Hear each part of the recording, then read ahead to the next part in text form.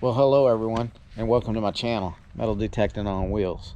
I'm Papa G, and I'll give you a look at Mad Max the Pirate Pug. He's my emotional support pug. But he is a pirate. He'll steal your shoes if you leave him lying around.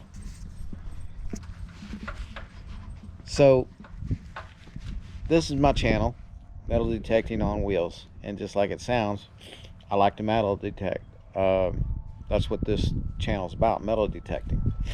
I just have to do it a little bit differently than everybody else because I have to use a motorized wheelchair, and that creates challenges of going places. But that's what this channel is going to be about: overcoming those challenges while having a hobby that you like to do.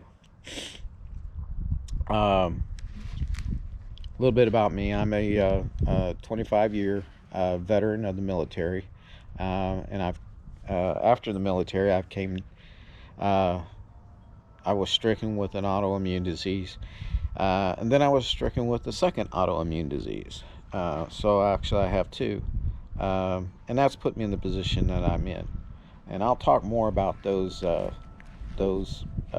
medical issues later, uh, if it seems like it'd be a good topic to talk about. But what it is right now is I can't get out and do things like other people can do.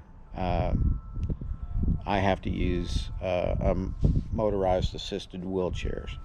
Uh, it gives me my independence, and that's a lot better than relying on somebody all the time. So uh, I'm just going to metal detect like everybody else. I just have to think outside the box a little bit, and we'll get into more of that. I do have to have some equipment, and we'll talk about that too. But what this channel is going to do, what I want this channel to do, is to be able to go out and meet other uh, metal detectorists and travel along with them, interview them, have a personal interview with them, and how they got started in metal detecting, and spend some time with them and actually do some detecting. We're going to find ourselves, hopefully we're going to find ourselves in situations where we'll be on the targets, and that's what it's all about. We'll take the chair into places that maybe you just can't get a chair into, but we're going to try it anyway. But it'll be a lot of fun, and that's what it's all about. you know uh, this is a hobby for me, just like it is for a lot of people. There's people that metal detect as their source of income, and that's okay. I think that's great. They're out there doing what they love to do and making a living at it. Uh, for other people, it's not about that. It's just, hey, I found this, and it's great, and you get a kick out of it. So that's what I want to do. I want to get out there and meet all kinds of detectors, men, women, who just get out and do it. And it doesn't matter if it's in the water, on the beaches, in the dirt, in the desert, up in the mountains. I don't care. I'm going to get there somehow, and I'm going to detect. Uh, so stay tuned, and hopefully you'll like what you see and hit that like and subscribe button, and don't forget to hit the bell so that you'll be notified of all the different places that I'll be going. What I like to do is uh, the Pirate Pug and I will jump in the RV and we'll take off. I got a toy hauler, and the reasons why I got a toy hauler is so I can load my wheelchairs up in it, and it's a lot easier that way. So let's look at some of the equipment that I have uh, to help me out. So take a look here. First I have my walker.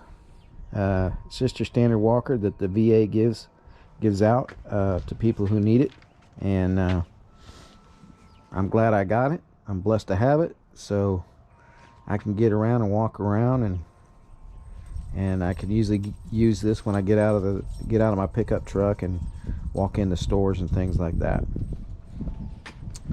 And I have metal detect on the beach with it, because the motorized wheelchair doesn't really go in the sand very well. You take a look at it right here. This is my Titan Drive motorized wheelchair. It's great. I've got this when I was, took the kids to Universal Studios, theme parks and stuff like that. I wanted my chair so that I could keep up with the kids. So it does a good job of doing that. And I've taken it to restaurants and things like that. So it's a good chair. I've also metal detected with it. It does okay on just regular dry ground. But if it's pretty low clearance, so it can get stuck in ruts and things like that. So but I've used it and it's been okay. And I'm also blessed to have that one too. So we'll get out in this chair too. Next equipment I have is these are my detectors. I've got the AT Pro. I've got I'm in the works of getting some other detectors, but that one I've used on the beaches, and I've used on different places that I've detected.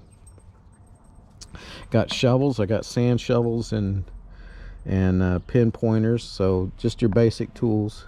Now I had a little modification. Mine helped me out with the wheelchair. Helped me with some support. Again, there'll be more things I'll be talking about to show you how I do it. This little detector right here, this is actually my son. This is your Harbor Freight $50 special detector. Hope I get a good view of it. But my son has been out and he's found a few things with that. So just a $50 Harbor Freight detector and you're in the game. That's all you need. Well, it helps to have other stuff, but for a 11-year-old, 12-year-old, it works out fine. Maybe I'll do a whole story of metal detecting with just that $50. See if we can find stuff with it. Okay, moving on. Where's my... Yeah, gotta sit down again. Moving on, I've got the Beach Cruiser. Yes, sir. And I put that flagpole on it. My brother made me that flagpole. We reclaimed some old pipes and stuff, and the light up there is I took it from my nativity scene that used to shine out in the front yard. When at Christmas time we had a nativity scene, I took the light that was on the ground and I shoved it up there, because you can't have a flag without a light on top. Anyway, so the chair is a Beach Cruiser. It's made in California by a man named Hank Weissman, and I did a whole interview with Hank when I picked this chair up about a few weeks ago, and I'm going to be adding that into the mix here in a few episodes to show you why he made this chair, what it's used for.